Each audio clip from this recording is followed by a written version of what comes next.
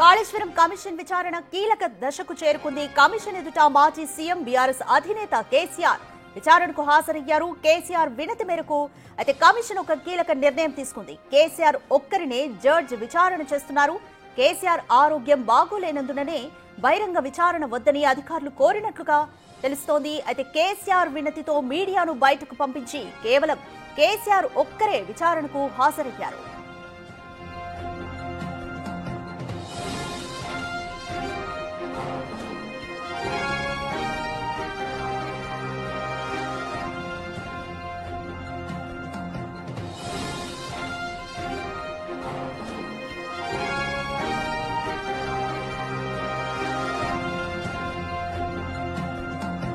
దీనికి సంబంధించి more details మా ప్రతినిధి వాసు అందిస్తారు. వాసు, ఇప్పటి వరకు కేసీఆర్ విచారణ ఓపెన్ కోర్ట్ హియరింగ్ అనుకున్నాము. సో దీనివల్ల ప్రజలకు కానీ మీడియాకు అంతే లోపల ఏం జరుగుతుంది అని తెలుసుకునే వెసులుబాటు ఉంటుంది. ఇప్పుడు ఇది ఇన్ కెమెరా హియరింగ్ కంప్లీట్ గా?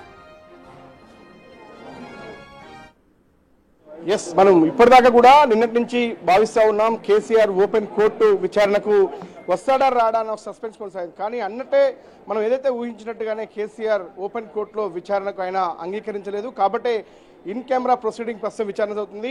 1-to-1 విచారణ పీసీ ఘోష్తో మాత్రమే కేసీఆర్ ఒక్కరే మాట్లాడుతూ ఉన్న పరిస్థితి కనిపిస్తూ ఉంది. ఆయన అడిగిన క్వశ్చన్లకు ఆయన సావధానంగా సమాధానం చెప్తున్నటువంటి అంశానికి సంబంధించి కూడా అక్కడ ఉన్నటువంటి మీడియాతో పాటు ఉన్నటువంటి ఇతర అధికార సిబ్బంది మొత్తాన్ని కూడా ఆయన బయటికి పంపించేసినట్టుగా తెలుస్తూ ఉంది. కేవలం పీసీ ఘోష్ మాత్రమే, కేసీఆర్ మాత్రమే లోపల కోర్టు హాల్లో ఉన్నారు. అంటే ఏదైతే విచారణకు ప్రారంభానికి ముందే కాసేపు ఆయన 1-to-1 మాట్లాడారు. తన ఆరోగ్యం బాలేదన్న కారణంతో కూడా నేను ఓపెన్ కోర్టులో విచారణకు హాజరు కాలను, అందరూ ఉంటే కొంత ఇబ్బందికరంగా ఉంటుంది, అందరూ ముందు విచారణ సరైంది కాదు అన్న అంశాన్ని ఆయన రిక్వెస్ట్ చేశారు. కేసీఆర్ అభ్యర్థన మేరకు పీసీ ఘోష్ అంగీకరించారు. కాబట్టి 11:30కి ఎగ్జాక్ట్లీగా ఈ యొక్క విచారణ ప్రారంభమైంది. 1-to-1 విచారణ కొనసాగుతుంది. అది కెమెరా ప్రొసీడింగ్లో కొనసాగుతున్నట్టుగా సమాచారం అవుతుంది. అది మొదటి నుంచి కూడా నిజంగానే కేసీఆర్ కాళేశ్వరం కమిషన్ విచారణకు హాజరైతే ఆయన బహిరంగ విచారణకు ఒప్పుకుంటారా లేదా అని నిన్నటిదాకా కూడా సస్పెన్స్ కొనసాగింది. ఒప్పుకోకపోవచ్చు అని మనం మొదటి నుంచి చెప్తా ఉన్నాం.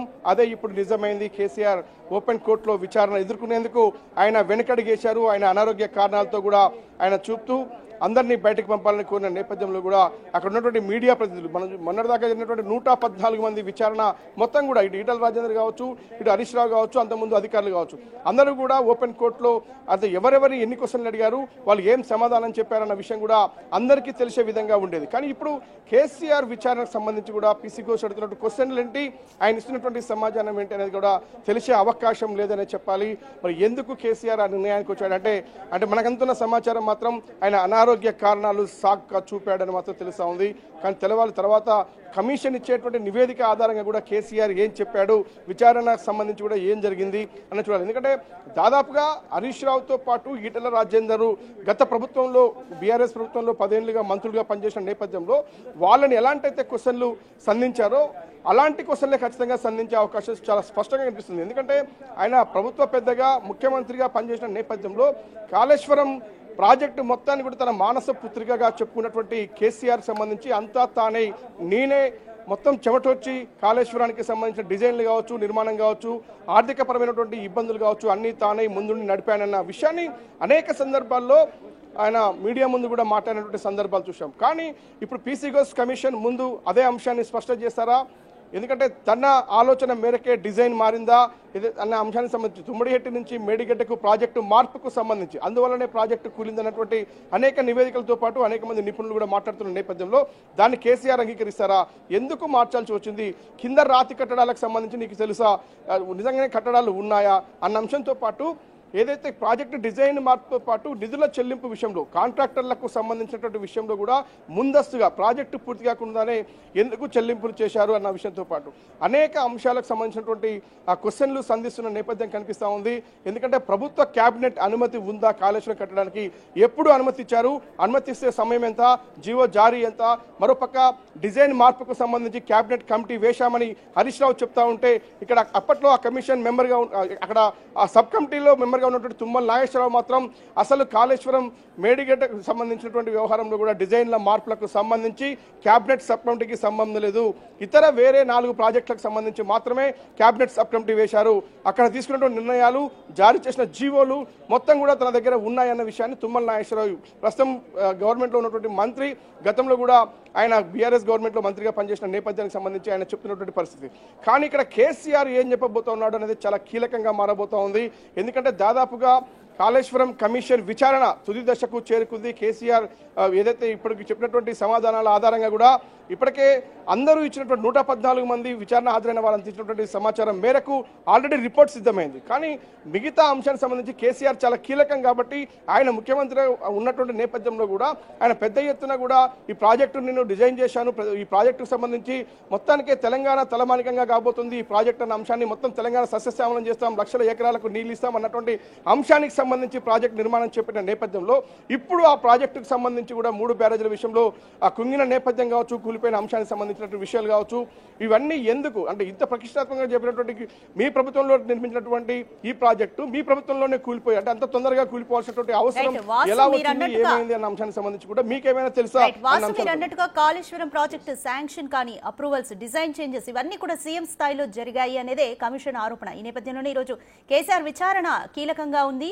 అయితే ఓపెన్ కోర్ట్ అయితే ట్రాన్స్పరెన్సీ, ఓపెన్ కోర్టు హియరింగ్ అనేది ఒక ట్రాన్స్పరెన్సీ కోసం అనేది ఉద్దేశం, ప్రధాన ఉద్దేశం. మరి ఎలాంటి సందర్భాల్లో ఎటువంటి సిచ్యువేషన్స్ లో ఇలా ఓపెన్ కోర్ట్ నుంచి ఇన్ కెమెరా హియరింగ్ కి అధికారులు చేంజ్ చేస్తారు?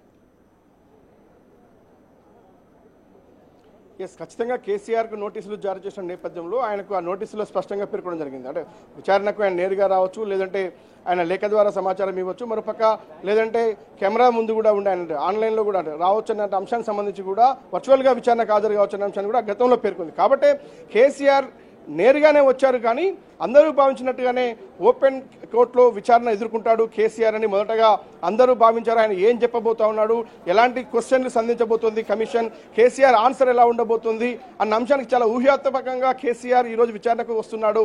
కాబట్టి ఆయన నేరుగా విచారణకు హాజరయ్యాడు కాబట్టి ఆయన ఖచ్చితంగా ఓపెన్ కోర్టులో విచారణ ఎదుర్కొంటాడని కూడా రాష్ట్ర ప్రజలతో పాటు అందరూ కూడా భావించారు. కానీ ఆయన లోపలికి వెళ్ళిన తర్వాత ఎవరైతే 1-to-1 కమిషన్తో మాట్లాడిన తర్వాత కూడా ఆయన చివరికి ఇప్పుడు మాత్రం కేవలం సింగిల్గా విచారణ ఎదుర్కొంటారు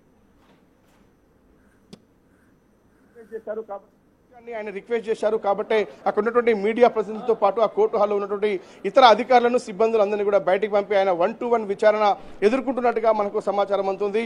మరి ఎందుకు కేసీఆర్ నిజంగానే అనారోగ్య కారణాలు ఉంటే ఆయన విచారణనే వాయిదా వేసుకోవచ్చు, కానీ అనారోగ్య కారణాలు ఉన్నాయని చెప్పి ఆయన ఇప్పుడు ఏకంగా ఓపెన్ కోర్టులో విచారణ ఎదుర్కోవడానికి ఆయన ఏమాత్రం కూడా ఒప్పుకున్నటువంటి పరిస్థితుల్లోనే ప్రస్తుతం ఆయన ఇచ్చే సమాధానాన్ని సంబంధించినటువంటి కమిషన్ రికార్డ్ చేస్తూ ఉంది. మరి కేసీఆర్ ఏం చెప్తున్నాడన్న అంశానికి సంబంధించి కూడా బయటికి తెలిసే అవకాశం లేదని చెప్పాలి.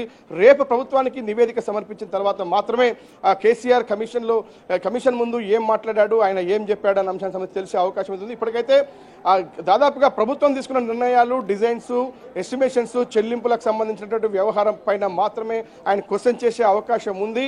ఆయన ఏం సమాధానం చెప్తాడన్న దానిపైన ఒక ఉత్కంఠ ఉండేది, కానీ ఇప్పుడు అది బయటికి తెలిసే అవకాశం లేకుండా పోయింది. కానీ సమాధానాలు మాత్రం చాలా కీలకంగా పోతా ఉన్నాయి. ఎందుకంటే ఇప్పటికే ఎన్డీఎస్ఏతో పాటు ఇచ్చినటువంటి విజిలెన్స్ నివేదికల్లో కూడా చాలా స్పష్టంగా లోపాలు ఉన్నాయి, ఖచ్చితంగా క్రిమినల్ చర్యలు ఉన్నాయి, అక్కడ ఖచ్చితంగా వాళ్ళంతా అవినీతి పాల్పడే అంశానికి సంబంధించి నిర్లక్ష్యంతో పాటు అనేక టెక్నికల్ అంశాలకు సంబంధించినటువంటి నిర్లక్ష్యం ఇక్కడ స్పష్టంగా ఉందన్న విషయాన్ని నివేదికలు స్పష్టం చేశాయి. కానీ రేపిచ్చేటువంటి కమిషన్ నివేదిక కూడా చాలా స్పష్టంగా, చాలా సుదీర్ఘంగా చేస్తున్నటువంటి యొక్క విచారణ మరోపక్క ఎక్కడ కూడా చిన్న ఇబ్బంది ఎవరికి కూడా అనుమానం రాకుండా ఉండేందుకు రేపు కమిషన్ ఏదైనా, ఎందుకంటే ప్రభుత్వం వేసినటువంటి కమిషన్ కాబట్టి రేపు ఇచ్చే నివేదికలో ఎందుకంటే ఉద్దేశపూర్వకంగా ప్రభుత్వానికి ఫేవర్గా ఉండే విధంగా నివేదిక ఇచ్చే అవకాశం ఉంది కాబట్టి బహిర్గతంగానే విచారణ జరగాలని ప్రభుత్వం భావించింది. కాబట్టి ఇప్పుడు చూస్తున్నాం బహిరంగంగా విచారణ సాగుతున్న నేపథ్యంలో కేసీఆర్ మాత్రం దానికి నిరాకరించాడు. ఆయన అనారోగ్య కారణాలు ఆయన సాగ్గా చూపుతున్నాడు. మరి చూడాలి, దానికైతే పర్మిషన్ ఇచ్చినట్టుగా సమాచారం అందుతుంది. అక్కడ ఉన్న వాళ్ళందరినీ కూడా బయటికి పంపారు. కేసీఆర్ని క్వశ్చన్ చేస్తా ఉన్నారు, ఆయన ఎలాంటి సమాధానం ఇస్తారో రేపు ప్రభుత్వానికి కమిషన్ ఇచ్చేటువంటి నివేదికలు అది స్పష్టమయ్యే అవకాశం ఉంది. ఆ తర్వాత ఎలాంటి చర్యలు తీసుకోవాలి, ఇటు కమిషన్ నివేదిక, అటు విజిలెన్స్ నివేదిక, మరొక ఎన్డీఎస్ఏ నివేదికల ఆధారంగా రేపు చర్యలకు ప్రభుత్వం సిద్ధమయ్యే అవకాశం ఉంది. ప్రస్తుతం మాత్రం కేసీఆర్ విచారణ కొనసాగుతుంది. మరొక అర్ధగంట పాటు ఈ విచారణ కొనసాగే అవకాశాలు కనిపిస్తుంది. రైట్ వాసు, ఇదివరకు కూడా కేసీఆర్ భావన ఏంటి అంటే కమిషన్ ముందుకు వెళ్లే ప్రసక్తే లేదు అంటూ చెప్పుకొచ్చారు. బట్ ఒక మెట్ అయితే దిగారు. ఫైనల్ గా కమిషన్ ముందు విచారణకు హాజరయ్యారు.